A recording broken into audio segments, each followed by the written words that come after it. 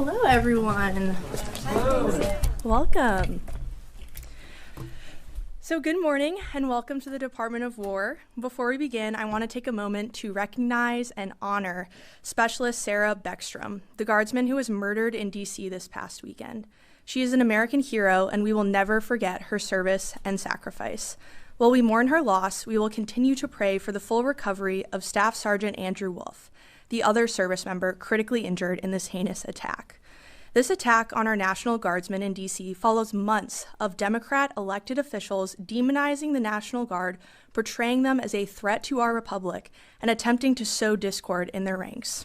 To name a few examples, Governor Gavin Newsom claimed that President Trump was fabricating emergencies in order to justify the deployment of the National Guard in some major cities.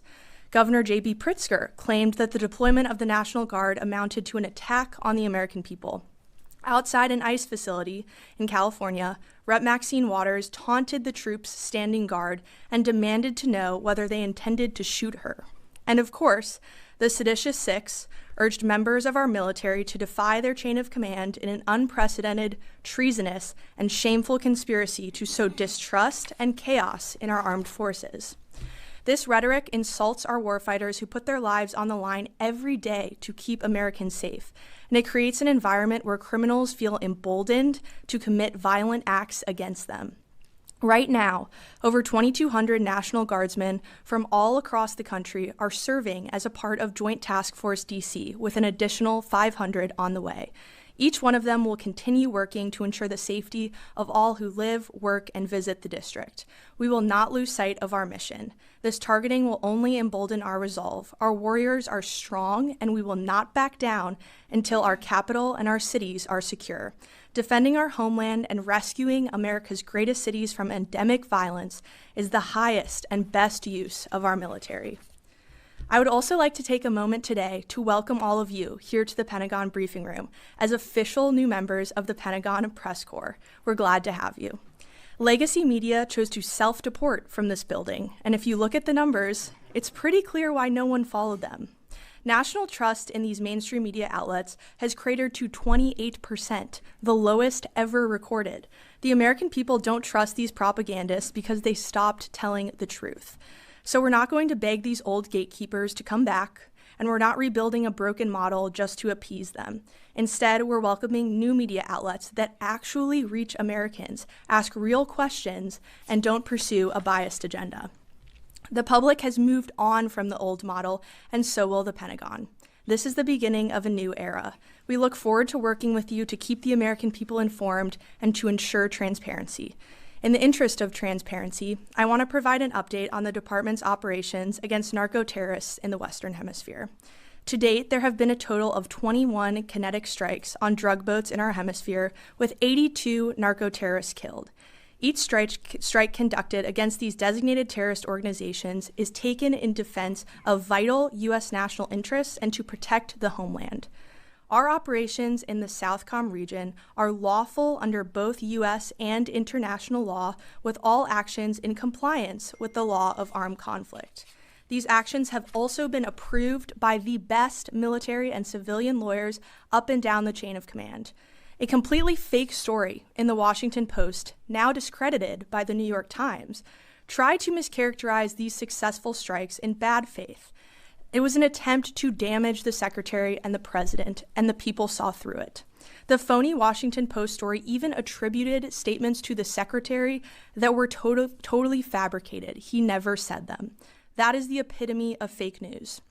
As the White House confirmed yesterday, the decision to restrike the narco-terrorist vessel was made by Admiral Bradley, operating under clear and long-standing authorities to ensure the boat was destroyed and the threat to the United States was eliminated. Secretary Hegseth stands behind Admiral Bradley 100%. Admiral Bradley made the right call, and unlike the previous administration, we have our warfighters back at this department. This department will defend our homeland. This is not a catchphrase, it is a commitment. And as the Secretary said, when it comes to killing narco-terrorists, we have only just begun. Lastly, I would like to announce that the War Department has created a new division for strategic marketing that will be led by Abby Lower. who will hold the title of Deputy Assistant to the Secretary of War for Strategic Marketing. The division will be a new core function within public affairs and will complement our media and strategic engagement teams. The purpose of this new division is to create marketing campaigns that support the War Department's military recruitment efforts, providing a halo effect to the great work the military services are already doing to recruit our nation's warfighters. And with that, I'd be happy to take your questions. Yes, Caitlin. Thanks, Kingsley. Can you talk about the autonomy that's given to the commanders who are carrying out these operations, like Admiral Bradley, to make decisions? Like in this case, I'm assuming the first strike took out the boat and any actions that followed. Can you talk about the autonomy they're given? Absolutely. So the Secretary has been very clear in every statement that we've released about these strikes that they are presidentially directed. And the chain of command functions as it should. And we make sure that commanders on the ground are their positions are taken into account, and they are able to tell us and make decisions if they see things that need to be flagged. But at the end of the day, the Secretary and the President are the ones directing these strikes. And any follow-on strikes like those which were directed by Admiral Bradley, the Secretary 100% agrees with. Yes, Matt. Kingsley, if Nicolas Maduro leaves Venezuela today, what role will the Department of War have in a post-Maduro Venezuela? And describe the process the administration will use to determine whether or not current members of the Venezuelan military or Venezuelan government have a role in a post-Maduro Venezuela. Thanks for the question. So the department has a contingency plan for everything. We are a planning organization. If anything were to happen around the world, we have a response planned and ready. So we stand at the president's beck and call, our commander-in-chief, to do what is needed if called upon. And that will be what this department continues to focus on and continues to prepare for in regards to our ongoing operations in the Southcom region. Again, our focus is taking out narco-terrorists and rooting out that threat that is poisoning the American people. Every single boat that we strike saves 25,000 American lives. That is a crucial mission to protecting the homeland, and we're proud to be a part of it. This is a follow-up. Quickly, so following the departure of Saddam Hussein, there was this desire to name every Ba'athist a terrorist. Does the administration take the view that any person who served in the Venezuelan military or Venezuelan government is definitionally a narco-terrorist? That would be a determination for the president to make, but I can tell you that every single person who we have hit thus far who is in a drug boat carrying narcotics to the United States is a narco-terrorist. Our intelligence has confirmed that, and we stand by it. Yes, Monica. Thanks, Kingsley. I have two questions, if I may. For your first question regarding Sarah Beckstrom, the 20-year-old West Virginia National Guardswoman who was shot and killed, was her family offered an Arlington burial, and or will there be plans to do so? I know that the White House is working that out, so they might be better to describe what the plans are for that. But this department will, of course, support in any way we can, and have been, in close contact with the family, and the Secretary will continue to do so. So we'll keep you all updated on that. Thank you. And my second question regarding Iran, there are reports that Iran's been planning on rebuilding its nuclear facilities. Iranian's president has said that it plans to rebuild its nuclear facilities with, quote, greater strength. Can you provide us on any sort of update on where that currently stands? I can tell you that Operation Midnight Hammer was an absolute resounding success. Iran's nuclear capabilities were totally obliterated, and experts estimated that, it would take 2 years for them to recover. So thanks to President Trump's bold and swift action, we were able to dismantle that threat to the American people. And I think it was also a historic operation by virtue of the fact that there was a clear end state. We have seen this department get marred down in the Middle East in endless wars, in nation building. That has stopped under this president and this secretary. We now have a clear end state, a clear mission set, and Operation Midnight Hammer was a success in dismantling that. Yes, Laura. Thanks so much for having me here today. Now that the president has started the process of designating the Muslim Brotherhood as a foreign Islamic terrorist organization, will the Department of War still proceed with selling F-15 fighter jets to Qatar? And how will they be able to train Qatari pilots at their air base in Idaho if Qatar is included in the designation? Thank you for the question.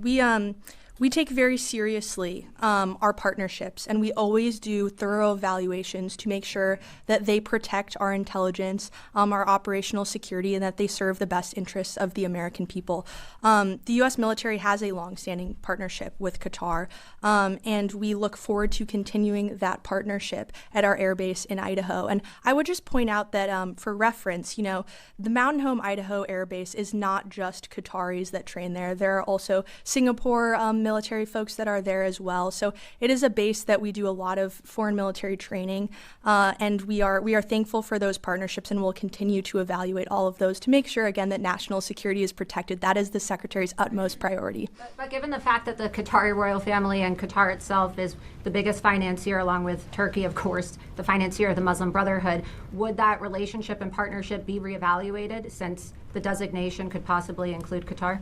I'm not tracking any reevaluation at this time, but again, the Secretary really keeps national security top of mind, and this administration does as well, so we will always make sure that American assets are protected. Yes.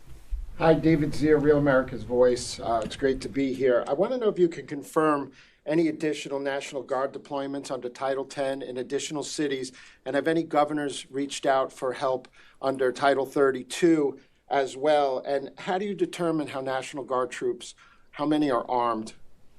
Great question. So I don't have anything to announce at this time in terms of new deployments, but I can tell you that our mission set is critical. We are keeping American cities safe all across this country, and we are going to remain committed to that. These missions aren't going to stop in Chicago, in Los Angeles, in D.C. We understand the urgent threat that is facing many of these cities, and the National Guard is proud to step in alongside our law enforcement partners to help with that. And I can confirm that everybody in D.C. is now armed, and a lot of our D.C. National Guardsmen are now also doing joint patrols with members of the police department here in D.C.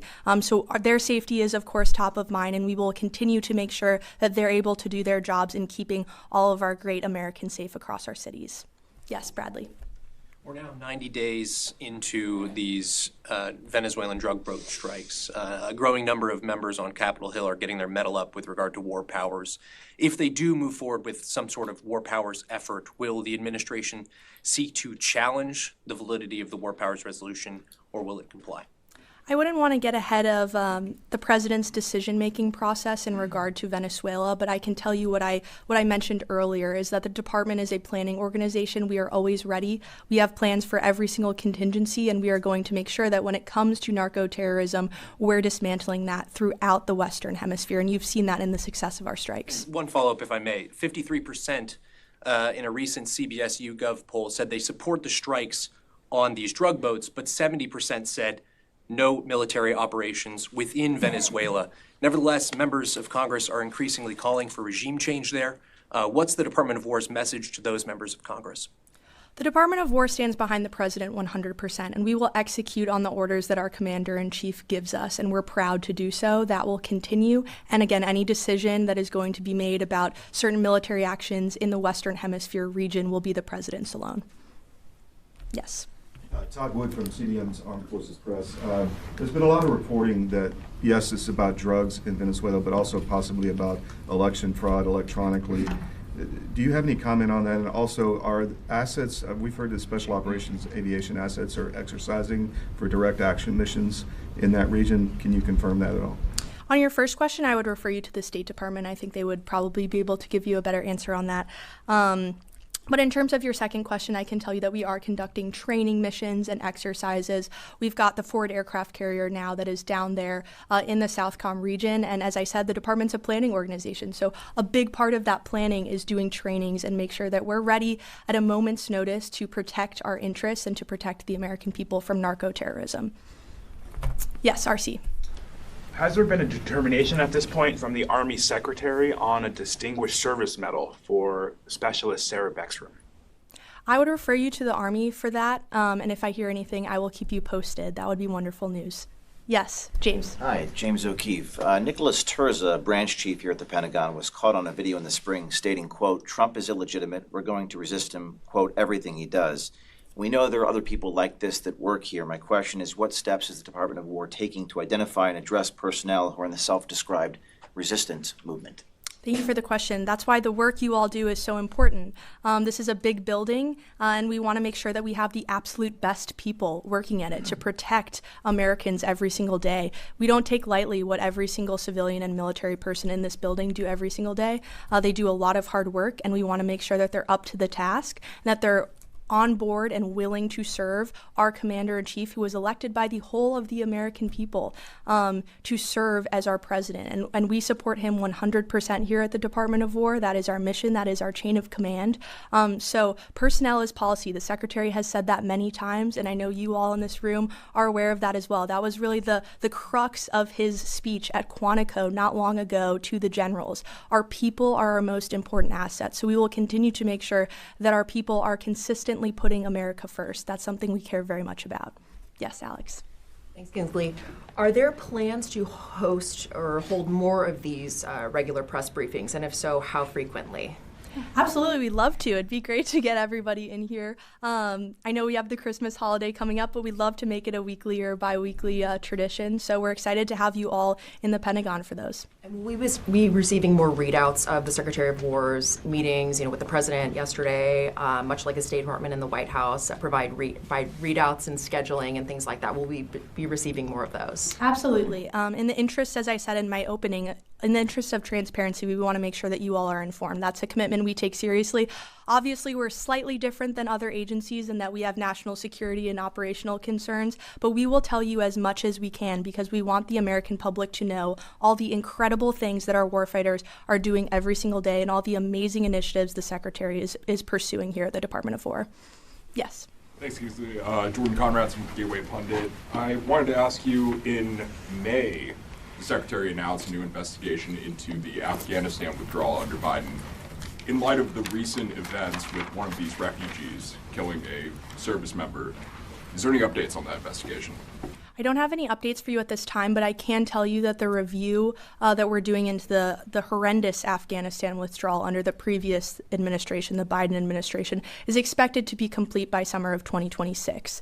And we are committed to ensuring that this review, unlike others, is much more unredacted, that the American people are able to consume the report for themselves and see what truly happened on that fateful day and that fateful withdrawal. And we owe it to our service members to accomplish that. The review is being led by our chief Pentagon spokesman and senior advisor to the Secretary, Sean Parnell, an Afghan veteran himself. And he takes very seriously the responsibility to getting answers to the American people. So we are committed to that 100%. And in summer 2026, the public will be able to have that report. Yes. Thank you, Kinsley. Question for you in regard to the Afghan withdrawal. When we brought all these migrants onto military bases, or these refugees onto military bases, we saw a surge in assault immediately after, sexual assault and physical assaults. And then all of a sudden, under the previous administration, we no longer learned of anything that was happening anymore on these military bases. Does this Pentagon plan on giving us some type of criminal data on that to see what actually happened when they were brought onto these military bases? And do we have any status updates on FBI investigations and such? So for FBI investigations, anything that would be a criminal law enforcement matter would obviously be something to direct to the Department of Justice, as we cannot speak to that from our perch here at the Department of War. But what I can tell you is that we are aware of a lot of that activity that went on. It's despicable. One is too many, right? And we understand that the Biden administration unfortunately put our troops in our country last in many cases. The Secretary is committed to correcting that, and I think that's what you're going to see going forward. Yes. Yes. Thank you. I wanted to ask about Somalia, which isn't talked about very much, but we have done 101 strikes in Somalia in 2025. And there was a raid carried out in some caves, and I'm quoting former Congressman Matt Gaetz, who I didn't realize would be here today, but he asked why we're sending, quote, hundreds of U.S. troops into fortified caves in Somalia to kill like 5 guys. And I think it's a good question as to why the U.S. military is still in Somalia. Thank you for the question. So I can assure you, right, this is an America First Department of War and president. So we aren't conducting forever wars in Somalia. We're not seeking regime change or, we're not nation building. But I will say that this department's narrowly scoped, intelligence-driven counterterrorism operations in places like Somalia, alongside our partners, allow us to protect the American homeland from terrorist threats and to protect our interests. So we will continue to make sure that the American people are kept safe. That's our utmost priority. But, we're not isolationists. We're also not neocons. We're realists. We understand that threats face the American people every single day. We take that incredibly seriously. But at the same time, we're always going to make sure that we're putting America first. And if I could follow up on Laura's question, actually, but from a different angle, she mentioned that are we reassessing our relationship with Qatar because of funding of the Muslim Brotherhood? It's been widely documented in mainstream Israeli papers that the Israeli government funded Hamas, which we also designate as a terrorist organization. Are we therefore reassessing our relationship with Israel because of this? That would be a better question for the State Department, as they're the ones who have those foreign diplomatic channels. Yes, Ryan. Thank you. And thank you for doing this press briefing. I wanted to get back to the Southcom strikes real quick, just broadly speaking, not specifically about the September 2nd strike, but broadly speaking, are we doing any kinds of post-strike assessments to determine that the intelligence that informed those strikes was accurate? Are we recovering any drugs on board those vessels? You mentioned each vessel struck is equivalent of 25,000 overdose deaths. So are we mostly picking up fentanyl or cocaine or what have you? What's going on with these boats? Like, what's on these boats?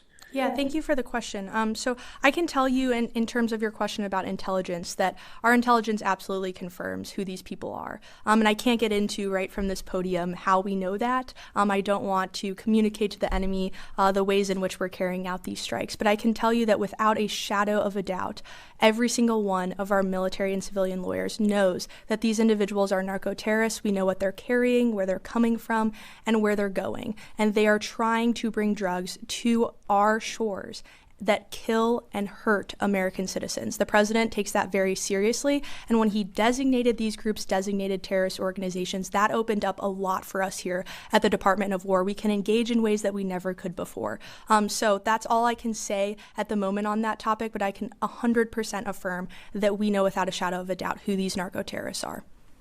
Yes, Wade. So you were speaking earlier about the Washington Post report concerning the Secretary of War and Admiral Bradley. And my question is, does the Department of War plan on pursuing any sort of legal action against the Washington Post? And what consequences will there be for lying to the American people? Because, of course, the implication there was that Pete Hegseth and Admiral Bradley are war criminals. And that was the implication, and that's what a lot of people on social media were saying after the fact. So could you speak to that? Yeah, it is frankly disgusting that the Washington Post would publish something that is so insanely false. And we've seen this from the mainstream media before, right? Anonymous sources that are being quoted that probably have no idea what's going on. And the Washington Post actually went so far as to falsely attribute a quote to the Secretary of War, that he never said. That is preposterous that they would write that and pass that off as true journalism. Thankfully, the New York Times stepped in and corrected the record and let the American people know that what they were publishing was absolutely fake news. So the Washington Post, I think readership should think twice before reading that outlet again. It is disgraceful that they call themselves journalists, and we told them as such, right? We get press queries like we do from all of you. We told them this story was completely fake news on Thanksgiving evening with a 3-hour deadline, and they still published it anyway. It's disgraceful, but thankfully the American people see through it. Yes, Jack. Kingsley, does the Secretary's office or the Pentagon in general, the department, have a message for Senator Wicker, who as a Republican has now backed this inquiry into Secretary Hegseth, again, accusing him of war crimes? It seemed strange to see a Republican going after one of President Trump's own cabinet members.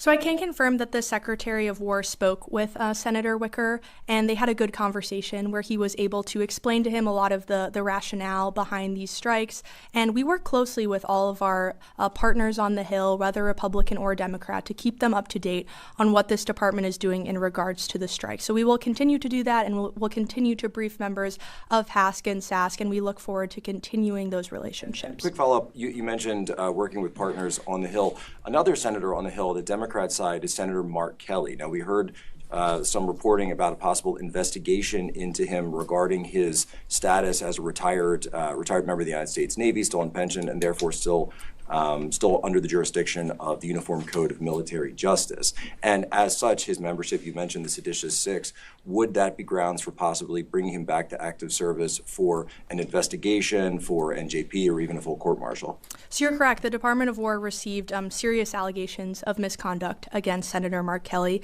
and in accordance with the Uniform Code of Military Justice and other applicable recommendations and regulations, we're doing a thorough review of all of these allegations. And the Secretary of War has tasked the Secretary of the Navy, John Phelan, with doing a thorough review, looking into all of these allegations and providing him an update on December 10th. So we will have more information to come on that. But I would just add that this despicable video that Mark Kelly participated in with the seditious six was a politically motivated influence operation that was an attempt to undermine the chain of command, to sow distrust and division in our armed forces. That is absolutely ridiculous, and it puts our warfighters at risk. And again, he doubled down on the Sunday shows. I don't know if you all saw him on the Sunday shows, but he basically insinuated that service members who do not defy President Trump's orders could face potential prosecution in the future when Democrats are back in power. He even called our troops and likened them to those of the Russian military. This is totally disgraceful from an elected official, and the department takes it very seriously, and that is why we have launched this review. And just to be clear, so if Secretary Phelan were to recommend court-martial, that would be on the board? What was the question? Sorry. If Secretary Phelan were to recommend court-martial, that could be an option on the table? All options are on the table at this moment in time, and we look forward to getting the Secretary of the Navy's review. And the Secretary of War has been very clear in his statements as well that he takes this extremely seriously, and it is unacceptable. That's all the time I have today. Thank you all so much. I really appreciate you coming out.